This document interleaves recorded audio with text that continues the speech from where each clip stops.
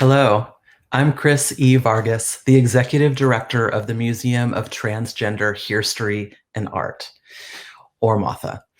MATHA is an institution dedicated to highlighting the significance of trans art and history to the cultural and political landscape. That's right, not a patriarchal history, not only a feminist herstory, but also a gender-neutral, trans-centric art and activist history.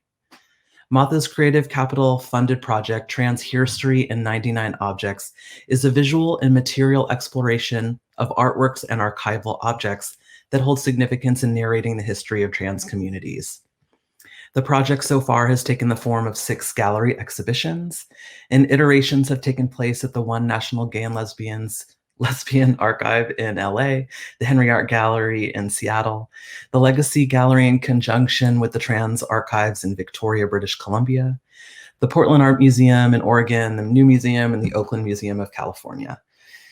I am now at work at on the forthcoming Trans Hirstory in 99 Objects book, which is inspired by other lesser institutions' books with the same format. The Trans Hirstory in 99 Objects book will expand on objects and artworks included in the shows. An accompanying commission text by trans writers and scholars will provide more context. The book will highlight important trans histories, spotlight the work of many contemporary trans artists whose work already engages with this subject, and will engage in a broader conversation about how institutions construct and preserve history and on what grounds they grant legitimacy to historically marginalized people. Artworks and archival objects in the book will include the bowl made by Weewa. Born in 1849, Weewa was a Zuni Native American, a weaver, potter, and well-known cultural ambassador who famously visited the Cleveland White House in 1886. Heels, worn by Stonewall veteran and iconic prison abolitionist, activist, and organizer Miss Major Griffin Gracie. The sign held by entertainer Lady Java in protest of a Los Angeles County ordinance which prohibited the, quote, impersonation by means of costume or dress of a person of the opposite sex, a very common law across the US at that time.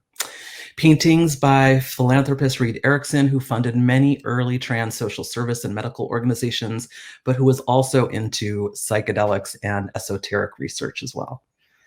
And finally, a reinterpretation by artist Tuesday Smiley of the iconic 1973 Street Transvestite Action Organization banner, pictured there.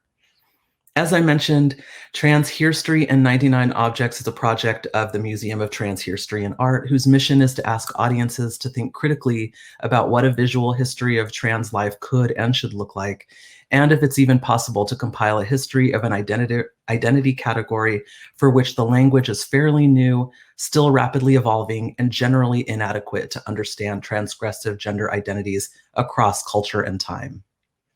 And did I forget to mention that, like the current state of trans history, the museum is still and forever under construction. MATHA is a conceptual project with occasional physical iterations, and it celebrates the recent boom of transcultural production and institutional inclusion while pushing against and pointing out the limits of the museum itself.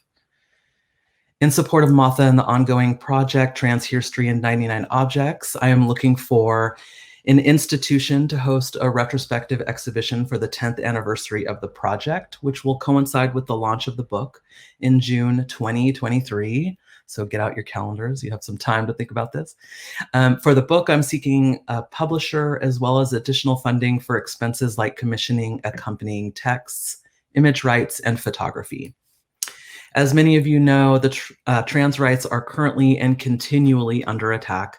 I'm referring to the dozens of recent bills that seek to prohibit trans youth from competing in student athletics in a manner aligning with their gender identity.